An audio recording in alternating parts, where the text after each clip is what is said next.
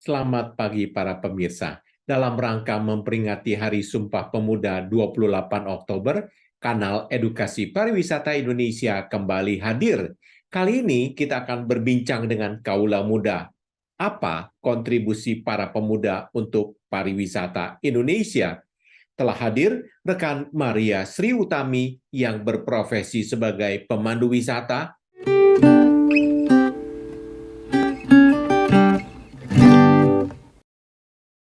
Selamat pagi rekan Utami. Apa kabar? Kabar baik, bagaimana kabarnya Bapak? Oh, baik-baik. Silakan Utami memperkenalkan diri. Selamat pagi pemirsa sekalian, nama saya Maria Sri Utami, biasa dipanggil Utami. Saya sebagai pelaku pariwisata dan saya biasa membawa sebagai turis guide, membawa tour yang kita sebut sebagai walking tour yang tren pada saat ini atau wisata berjalan kaki tepatnya. Oke, wisata berjalan kaki menarik sekali. Pertanyaan saya, apa kontribusi saudari Utami untuk walking tour kita ini? Oke, kalau dibilang kontribusi, jadi saya membuat atau berinisiatif dan berinovatif untuk membuat rute-rute baru. Kalau dikatakan rute baru, setahu saya sebagai praktisi pariwisata, walking tour kota tua sudah ramai dijalankan oleh banyak pelaku. Apa menariknya walking tour itu menurut Anda? Dengan melakukan walking tour, itu pertama kita sehat, kemudian kita lebih dekat eksplor kepada objek wisata yang kita kunjungi. Selain itu, kita juga bisa menikmati berlama-lama di tempat yang kita tuju itu. Oke, kita ambil contoh di kota tua. Apa sih menariknya kota tua dilakukan dengan walking tour? Nah, selain menikmati keindahan bangunan-bangunan tua, nah di kota tua itu ada satu momen yaitu biasanya di sore hari pada waktu senja itu sangat bagus sekali apabila kita membuat foto karena sekarang kan semua tren dengan foto ya, baik itu dengan handphone ataupun kamera. Satu itu, kedua di kota tua sekarang punya wajah baru. Nah, Ya, sangat sayang kalau kita walking tour tidak mengunjungi yang namanya galeri MRT. Karena di dalam galeri MRT itu diceritakan semua revitalisasi kota tua sampai ke depannya nanti akan seperti apa. oke, menarik sekali. Apa kontribusi Anda untuk pariwisata Indonesia? Dengan membuat rute-rute baru di walking tour, saya ingin supaya wisatawan yang bergabung dalam wisata berjalan kaki ini merasakan dan mendapati bahwa tempat-tempat yang biasa dilalui atau Oke, biasa dikunjungi ternyata ya. ada tempat lain di baliknya atau tersembunyi di balik itu Ya. yang bisa dieksplor kembali. Walking tour, selain kota tua yang begitu populer, apalagi sih yang sudah dikreasikan oleh seorang Maria Sri Utami? Saya pernah membuat satu rute yang mungkin jarang didengar, Ya, yaitu Matraman dan Salemba. Nah, di oke, Matraman itu kita awalnya hanya mengunjungi satu taman air Petra yang disebut Taman Amir Hamzah. Dari oke, sekeliling taman itu aja kita sudah memang biasa kita lewat Taman Amir Hamzah. Tapi di samping Taman Amir Hamzah itu ternyata ada rumah Gus Dur pada waktu kecil, oh juga menarik, ada rumah Obama pada waktu kecil pada saat oke, dia berada di Indonesia. Jadi dari satu tempat itu aja kita akan banyak menemukan hal-hal baru yang tadinya kita nggak tahu, ternyata Obama kecil dulu di situ ya, Gus Dur kecil di situ ya, gitu. Jadi itu hidden gem yang ingin saya angkat dari salah satu walking tour yang baru. oke. Selain Jakarta, selain Matraman, kota tua, mungkin saya pernah dengar juga ada di Tangerang, pernah dikreasikan oleh Anda? Oh ya, walking tour Pasar Lama Tangerang.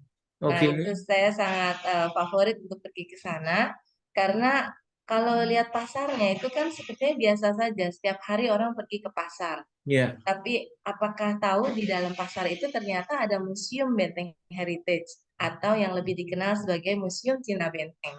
Oke, menarik sekali.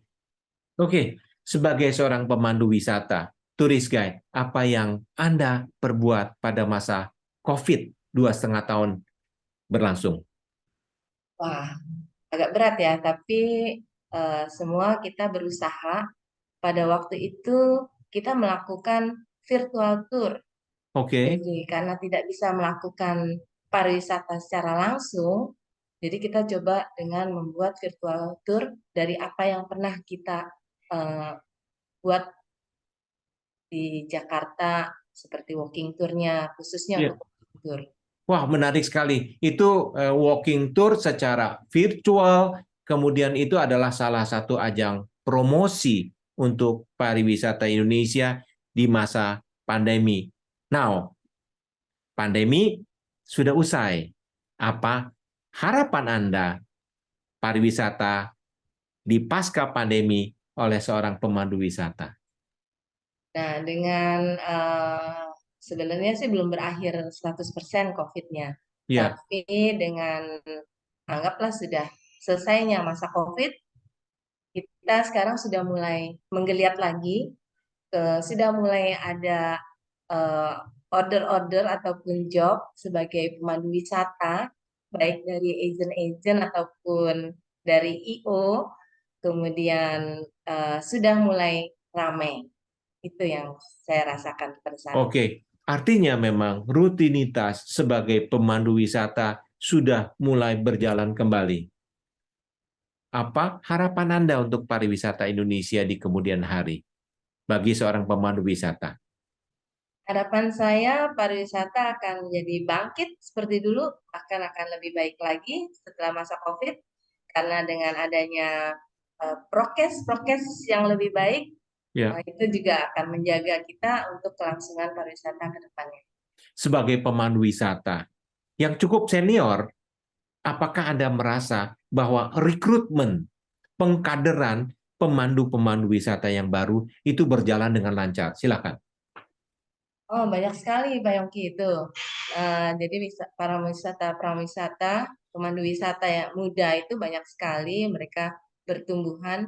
Eh, Mungkin ada sedikit yang lebih spesifik dari yang mereka sukai, yaitu wisata berjalan kaki, walking tour, yang disebut sedang tren pada saat ini. Jadi seperti jiwanya jiwa muda, mereka mengikuti wisata yang sedang tren saat ini. Makanya Oke. walking tour itu ada di mana-mana, terutama di Oke. kota Jakarta. Sebagai pelaku pariwisata, saya merasakan bahwa sepertinya kok susah mencari guide karena kebetulan nanti di bulan November kita akan mendapatkan ICQCC, satu kongres yang cukup besar. Kemudian di hari yang bersamaan ada cruise ship yang masuk dan ternyata untuk mencari guide yang mumpuni itu susah banget. Pendapat Anda? Pendapat saya sebenarnya sih tidak susah ya Pak, kalau memang kita mau lebih eh, tidak terlalu mengklasifikasi mungkin, karena yang muda itu mungkin pengalamannya belum, tapi mereka sebenarnya ingin. Oke, jadi menurut Anda rekrutmen pengkaderan pemandu wisata terus bergulir dengan baik? Betul, ada itu ada. Oke, artinya memang kita tidak perlu khawatir masa depan pariwisata Indonesia. Betul, Oke, karena kekhawatiran kami adalah semakin banyak orang-orang yang berwisata sendiri, tidak mempergunakan pemandu wisata, dan lain-lain sebagainya. Baik, pertanyaan terakhir. Mengapa para wisatawan membutuhkan pendampingan seorang pemandu wisata saat mereka berwisata? Silakan. kenapa wisatawan membutuhkan pemandu wisata? Itu adalah yang paling penting, karena dengan melakukan wisata digital melalui Google, melalui apa, semua orang bisa. Tapi wisata dengan dipandu seorang pemandu wisata, seorang tourist guide, itu akan rasa yang beda, touch yang beda, atau dibilangnya apa, human touch. Ada emosional di situ, ada saksi dari cerita-cerita yang mungkin akan disampaikan oleh wisata itu. Jadi membuat seorang wisatawan akan merasa lebih merasa berpariwisata, lebih merasa hidup dalam perjalanan wisatanya. Baik, terima kasih sekali Maria Sri Utami, pemandu wisata di Jakarta, anggota HPI, juga sudah bersertifikat SKKNI. Salam pariwisata Indonesia maju.